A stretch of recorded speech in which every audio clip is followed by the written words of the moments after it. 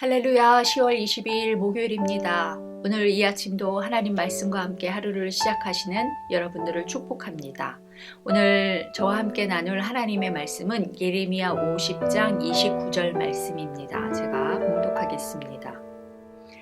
활 쏘는 자를 바벨론에 소집하라. 활을 당기는 자여 그 사면으로 진을 쳐서 피하는 자가 없게 하라. 그가 일한 대로 갚고 그가 행한 대로 그에게 갚으라. 그가 이스라엘의 거룩한 자 여호와를 향하여 교만하였음이라. 아멘.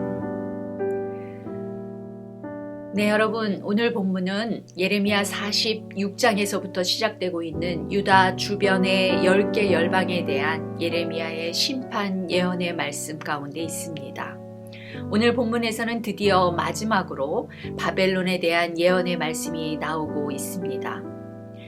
여러분, 그동안 바벨론은 하나님과 이스라엘에게 어떤 나라였습니까? 그동안 예레미야의 말씀을 새벽마다 묵상해 오시면서 우리가 알게 된 바벨론은 하나님에게는 하나님의 손에 붙들린 심판의 도구였습니다. 바로 하나님의 심판의 뜻을 이룰 강력한 무기였던 것이죠.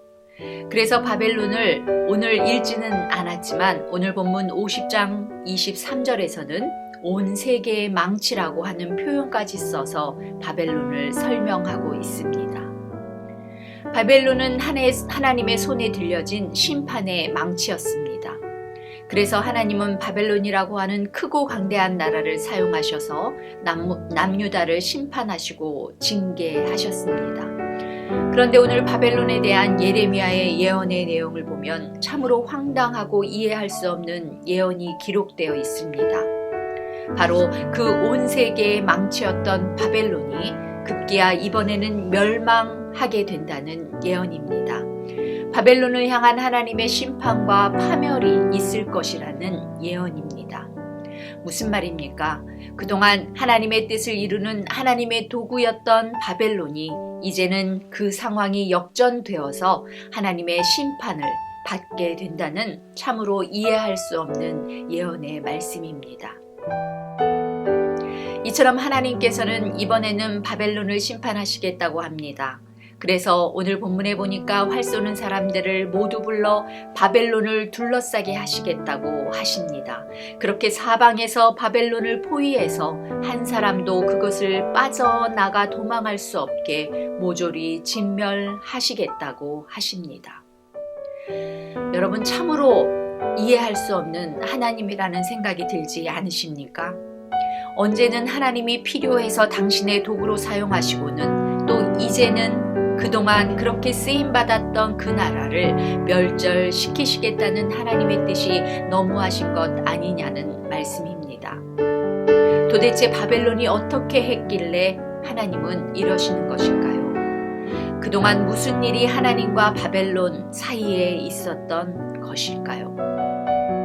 오늘 본문을 제가 다시 한번 읽습니다.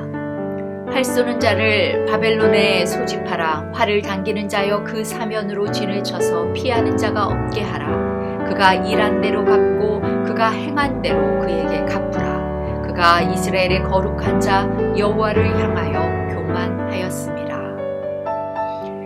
그렇습니다. 바벨론이 이러한 하나님의 심판을 받게 된 것은 바로 하나님을 향한 바벨론의 교만 때문이라고 오늘 본문은 정확하게 우리에게 설명합니다.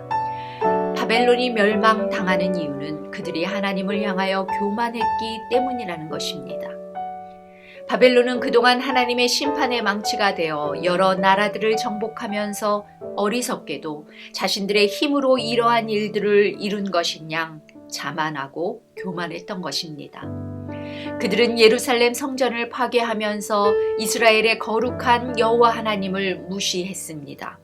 그렇게 주변 여러 나라들을 패망시키면서 자신들이 섬기는 가장 강한 신이 자신들을 지켜주리라 믿었습니다. 그러면서 세상의 그 어떤 신이 바벨론을 막을 수 있겠느냐는 자만심으로 가득했던 것입니다. 여러분, 이런 모습이 바로 교만입니다. 창조주이시며 심판자이신 모든 역사의 주관자이신 하나님의 존재를 인정하지 않는 것이 바로 교만입니다. 바벨론은 이처럼 하늘 높은지 모르게 교만해져서 급기야 멸망받게 된 것입니다. 비록 바벨론이 하나님의 뜻을 이루는 하나님의 심판의 도구로 쓰임 받았다고 해도 그들이 이처럼 교만해질 때 하나님은 그 교만한 자를 심판하시는 분입니다. 여러분, 교만이 패망의 선봉이라는 말씀 다 아시죠? 그렇습니다. 하나님은 비록 당신이 쓰시는 귀한 도구, 귀한 일꾼일지라도 그가 교만해져서 하나님의 주권을 인정하지 않고 하나님의 섭리를 무시하게 되면 가차없이 그 교만한 자를 버리십니다. 그를 심판하시고 징계하시는 분임을 잊지 말아야겠습니다.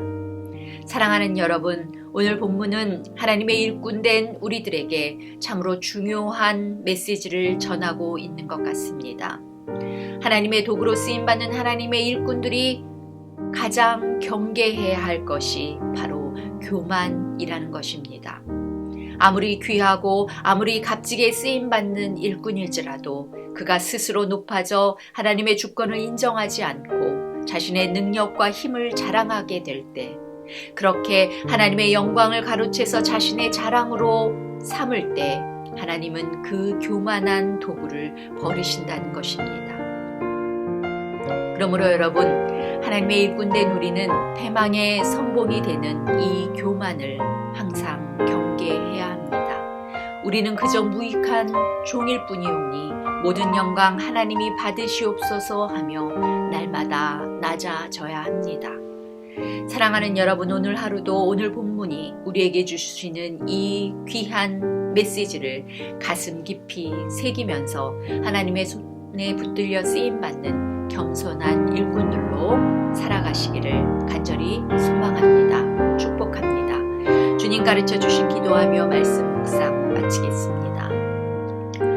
하늘에 계신 우리 아버지여, 이름이 거룩히 여김을 받으시오며 나라가 임하시오며 뜻이 하늘에서 이루어진 것 같이 땅에서도 이루어지이다.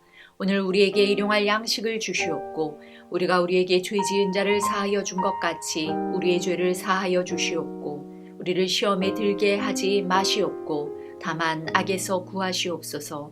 나라와 권세와 영광이 아버지께 영원히 있사옵나이다. 아멘.